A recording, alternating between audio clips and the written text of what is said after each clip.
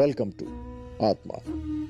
காதலிலும் கல்யாணத்திலும் ஊடலும் கூடலும் இயற்கையானதுதான். ஆனால் வஞ்சகமும் துரோகமும் ஒருவர் மீது ஒருவர் அறியாமல் மறைமுகமாக தாக்குவது, இது கிரகிக்க முடியாத ஒன்று. முறை தவறி வாழும் பொழுது அதனால் ஏற்படும் விளைவுகளும் பிரச்சனைகளும் நம்மால் கனவில் கூட நினைத்து பார்க்க முடியாது. அப்படிப்பட்ட பிரச்சனையில் தான் அஞ்சலியும் மாட்டிக்கொண்டிருக்கிறாள். மாத்திரையின் வீரியம் இன்னும் எத்தனை தூரம் போகுமோ பார்க்கலாம். அம்மா, ஐயோ,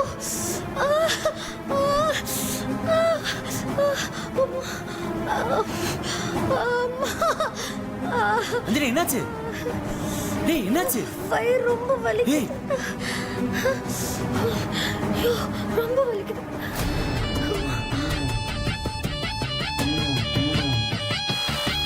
ரொம்ப வலிக்குது. ஆமா, மாத்திரை எத்தனை மீதி இருக்கு? ஒண்ணு இருக்கு.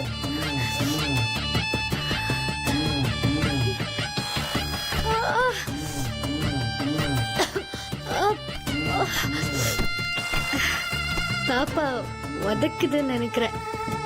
தான் வயிறு வலிக்குது. உதைக்குதுன்னா நம்ம பாப்பா ஃபுட்பால் பிளேயரா தான் ஆக போறான்னு நினைக்கிறேன். ஆக போறான் இல்ல, ஆக போறா. சரி, போறாவே இருக்கட்டும்.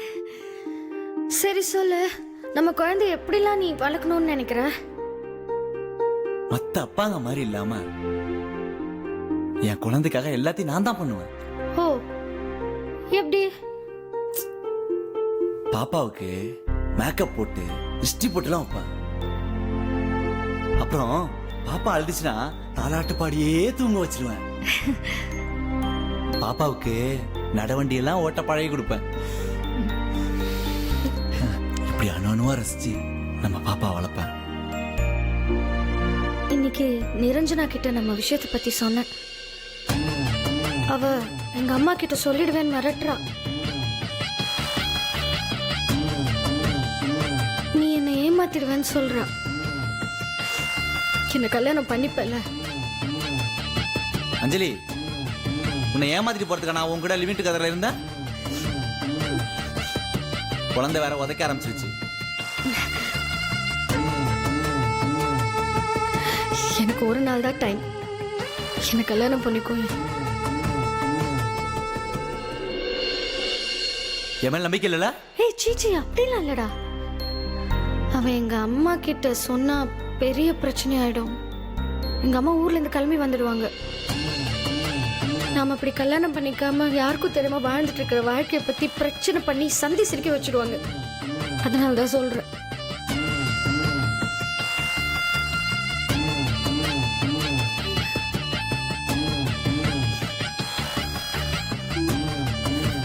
சரி, நாளைக்கே கல்யாணம், ஓகேவா?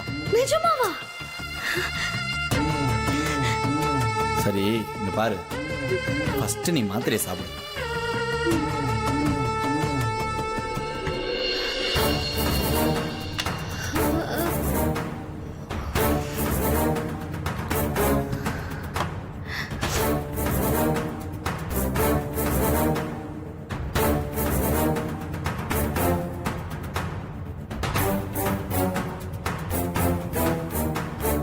வயிறு வலிச்சது குழந்தை உதச்சனால இல்ல அஞ்சலி, கரு களைஞ்சிருச்சு.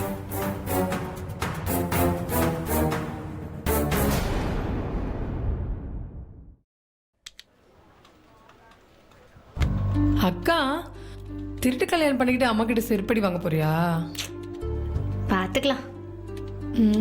கல்யாணம் பண்ணி 6 மாசத்துல குழந்தை பிறந்துட்டா அப்ப என்ன சொல்வ? பாத்துக்கலாம். மாப்பிள்ளை ரெஜிஸ்டர் ஆஃபீஸ்க்கு வராம ஓடி போயிட்டா அப்ப என்ன பண்ணுவ? பாத்துக்கலாம். ஏய், ஒட்டிச்சு. என்னமோ என் ஆளை பத்தி தப்பா சொன்ன. பார்த்தல, நான் சொன்ன உடனே கல்யாணத்துக்கு ஒத்துக்கிட்டான். மன்னிச்சிடுமா, உன் ஆளை பத்தி தப்பா பேசினது தப்புதான். ஏய், இது பார், இனிமே ரித்தீஷ பேர் சொல்லி கூப்பிடுறது, என் ஆளுன்னு சொல்றதெல்லாம் விட்டுட்டு முறையா மாமான்னு கூப்பிடு. சரிங்க சில்ல அக்கா. நாளைக்கு கல்யாணத்துக்கு தேவையான எல்லா திங்ஸையும் வாங்கலான்னு சொல்லியிருக்கான். நான் கிளம்பட்டுமா? எனக்கு பட்டு போடுவ? ஓ சரி சரி.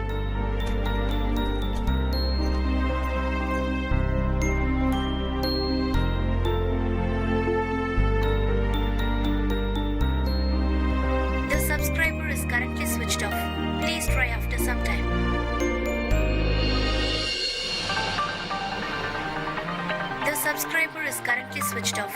Please try after some time. எனக்காச்சு? அவன் ஃபோன் ஆஃப்ல இருக்கு. ஓ சார்ஜ் இல்லாமல் போயிருக்கோம். கீழே வெயிட் பண்ணிட்டு இருப்பான். நான் போகிறேன்.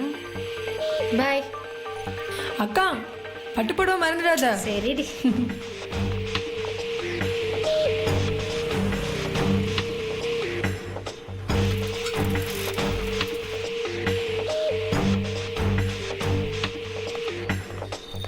என்னக்கா மாமா இன்னுமா வரல?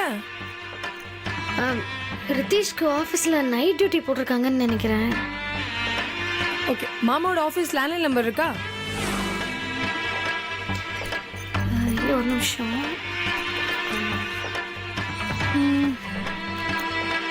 இது பாரு.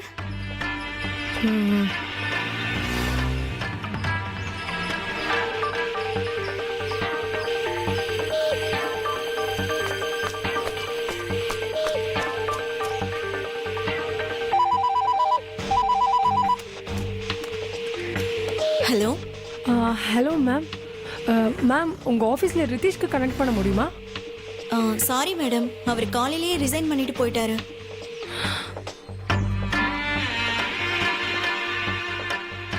ஹலோ ஹலோ என்னாச்சு?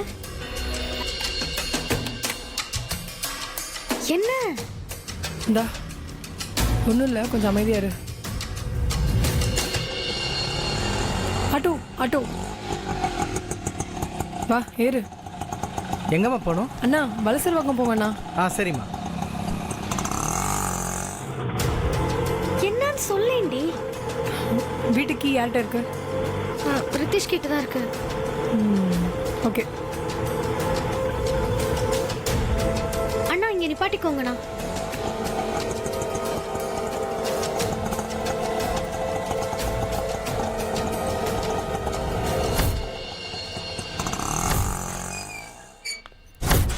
என்னன்னு சொல்ல. வா சொல்கிறேன்.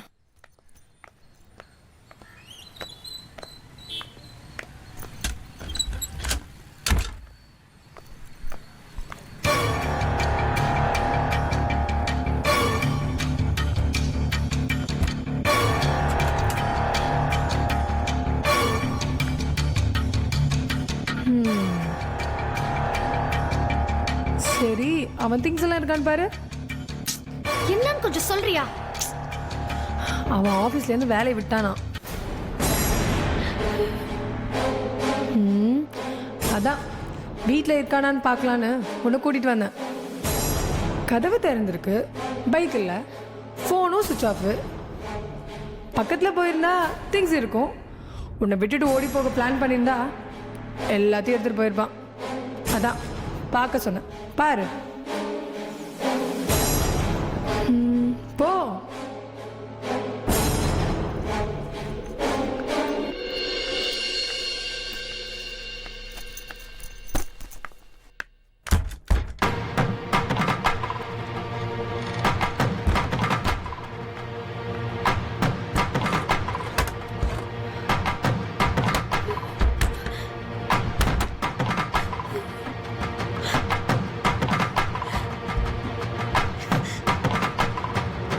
சொன்ன மாதிரி ரித்தீஷ் கல்யாணத்துக்கு முன்னாடி ஓடிட்டாண்டி.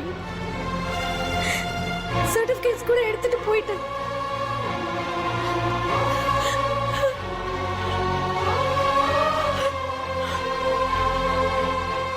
நான் அப்பவே சொன்னேன், இந்த லிவிங் டுகெதர்லாம் செட் ஆகாதுன்னு. கல்யாணம் பண்ணிட்டு சேர்ந்து வாழுன்னு. இப்போ என்ன ஏமாத்திட்டேன்னு சொல்லி அழுது என்ன பண்றது?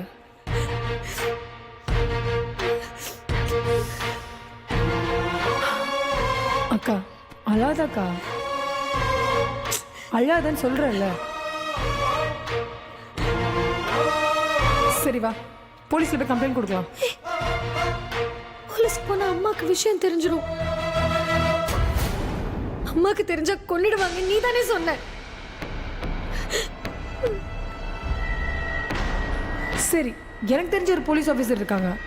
அவங்க கிட்ட இந்த விஷயத்த சொல்லி ரித்தீஷை தேடி கண்டுபிடிக்க சொல்லுவோம். அவனையே கல்யாணம் பண்ணிக்க வைப்போம். சரியா? சரி வா வா.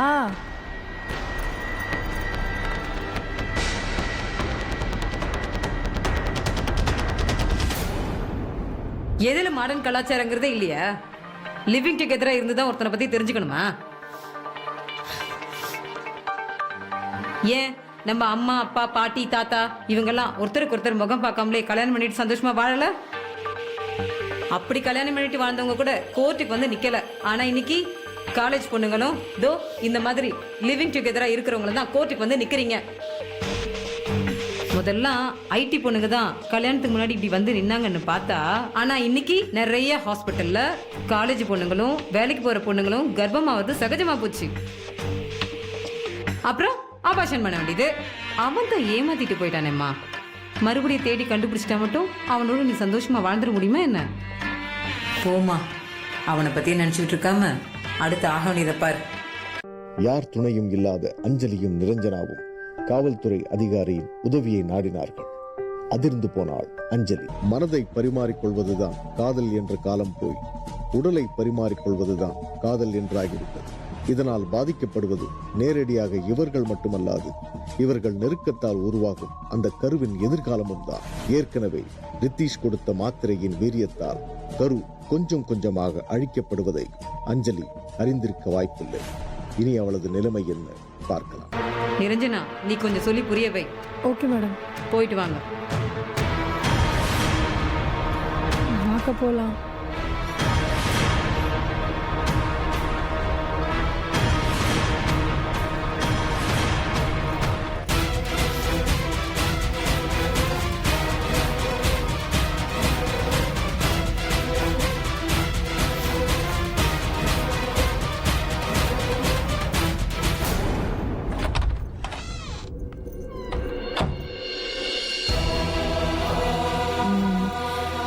இதை உங்ககிட்ட நானே சொல்லியிருப்பேன். நான் சொன்னாதான் நீ கோபப்படுவியே. அதான் அவங்கள வச்சு சொல்ல சொன்னேன்.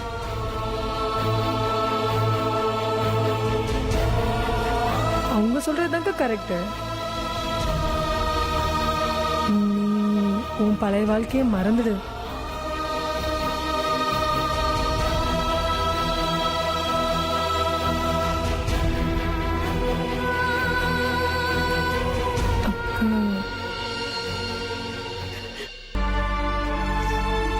அக்கா,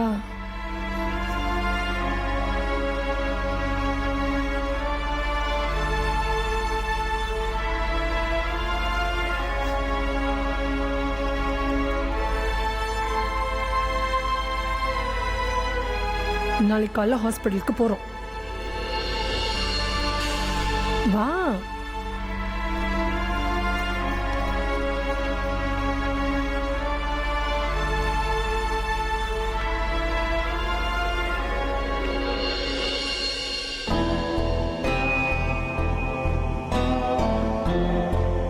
நிதிஷ் வரல? அவன் அஞ்சலி ஏமாத்திட்டு ஓடிட்டான். ஒரு வாரத்துக்கு முன்னாடி என்னை வந்து மீட் பண்ணான். அஞ்சலியோட கர்ப்பத்தை கலைக்க அபார்ஷன் மாத்திரை வேணும்னு வாங்கிட்டு போனேன்.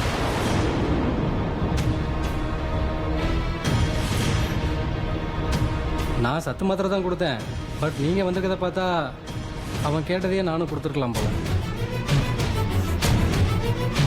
குழந்தையே இல்லாமல் எத்தனையோ பேர் லட்சக்கணக்கில் பணம் கொடுத்து ட்ரீட்மெண்ட் பண்ணி குழந்தை பெற்றுக்கிறாங்க. ஆனால் உங்களை மாதிரி பொண்ணுங்க ஈஸியாக வந்து கழிச்சிட்டு போயிடுறீங்க.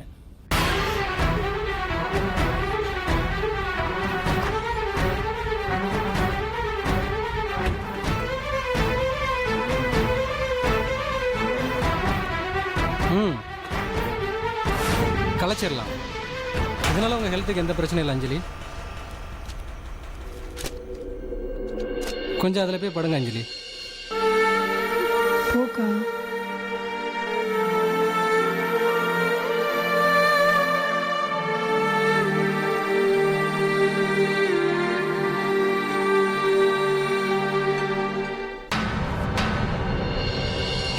பிரெக்னன்சி டெஸ்ட் பண்ணி பார்த்தேன்டா, அது பாசிட்டிவ்னு காமிக்குது.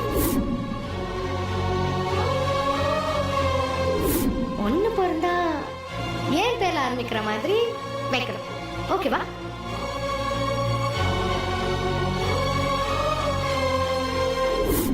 அப்புறம்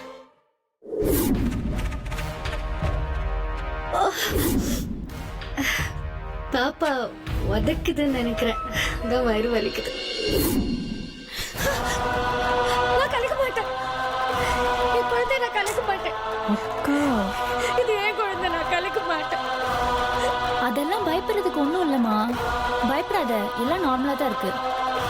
ஒன்றும் பதட்டப்படாத. நான் ரொம்ப ஆசையா பார்த்துட்டு குழந்தை என்னால கலைக்க முடியாது. நிரஞ்சனா ப்ளீஸ், வேணாம் ப்ளீஸ்க்கா, ப்ளீஸ். அழாதக்கா, ஒன்றும் ஆகாது. அக்கா உன் நல்லதுக்காக தான்க்கா சொல்கிறேன். என்னால கலைக்க முடியாது. ப்ளீஸ் என்னை விட்டுடு நிரஞ்சனா.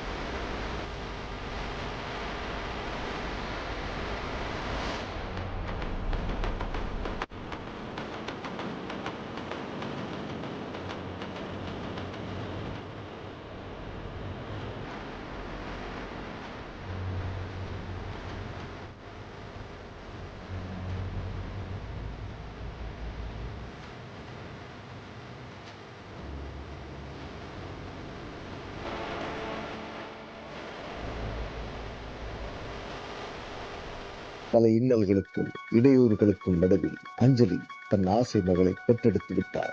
மனைவி என்ற அந்தஸ்தை அடையாமலேயே தாய் என்ற பதவியை பெற்றுவிட்டாள் அஞ்சலி. மயக்கம் தெளிந்து அவள் குழந்தையை தேடும் பொழுது அவளது மகிழ்ச்சி காணாமல் போய்விடும் என்று நிரஞ்சனா எண்ணியிருந்தாள். இனி அந்த குழந்தைக்கு எதிரி ரித்தீஷ் மட்டுமல்ல, நிரஞ்சனாவும் தான்.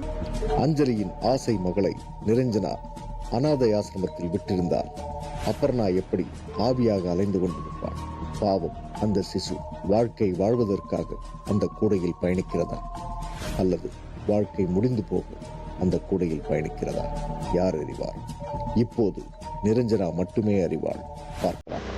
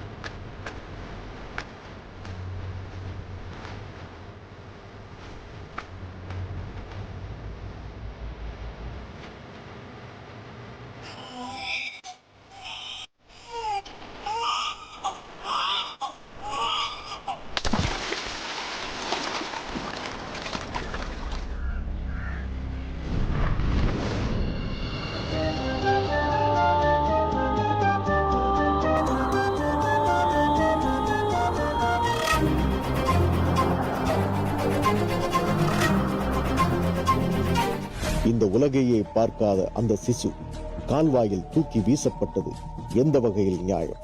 அந்த குழந்தையை ரித்தீஷின் துரோகமும் வஞ்சமும் துரத்தி விரட்டி அடிக்க, மறுபக்கம் நிரஞ்சனாவின் சுயநலம் பலிகடாவாகவே ஆக்கியது. குழந்தையை பிரிந்த அஞ்சலியின் நிலை இனி என்னவாக இருக்கும்? இதற்கு நிரஞ்சனா என்ன விளக்கம் தரப்போகிறார்? நாளை பார்க்கலாம். இது ஆத்மா.